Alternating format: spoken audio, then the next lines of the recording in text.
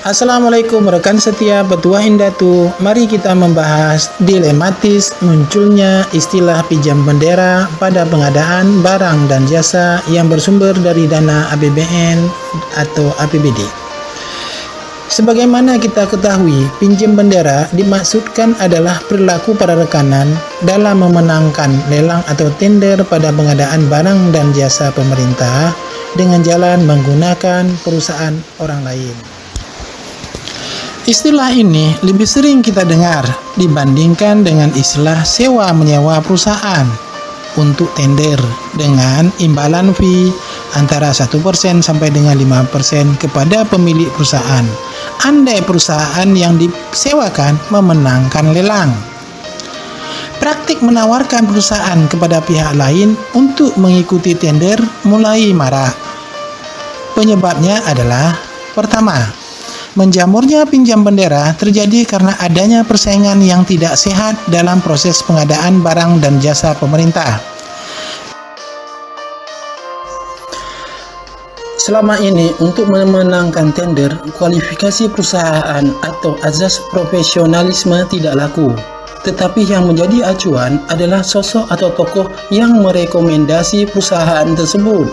Karena yang diutamakan adalah adanya hubungan kekeluargaan atau bentuk kekerabatan, adanya hubungan dari partai politik yang sama, atau entitas tertentu yang menjadi donasi atau donatur pada saat pilkada sebagai wujud hutang politik, ataupun juga anggota kelompok atau kedekatan pengusaha dengan pejabat tinggi pemerintahan.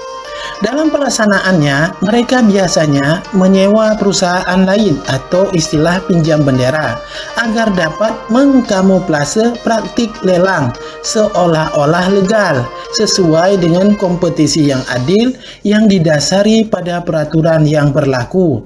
Alasan kedua, banyaknya perusahaan baru yang masuk bursa, khususnya bisnis di bidang ini.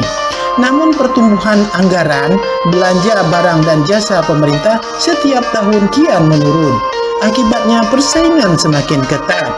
Sehingga beberapa perusahaan agar dapat eksis atau bertahan hidup lebih memilih menggadaikan perusahaannya untuk mengikuti tender oleh pihak lain yang diyakini dapat memenangkan tender dengan imbalan fee 1% sampai dengan 5%. Dianggap ini cukup lumayan untuk menopang kehidupan ditambah dengan biaya-biaya memperpanjang perizinan dan sertifikasi perusahaan.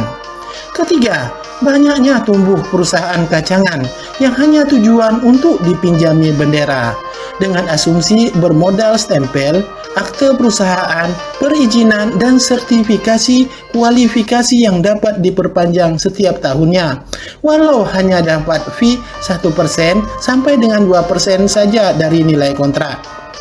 Jika pinjam bendera ini terus berlanjut, akan berdampak tidak profesionalnya rekanan yang menangkan tender, kurangnya tanggung jawab dalam penyelesaian proyek, tumbuh suburnya korupsi di Indonesia. Demikian, wassalamualaikum, tetap sehat selalu bersama kami, Petuah Indatu.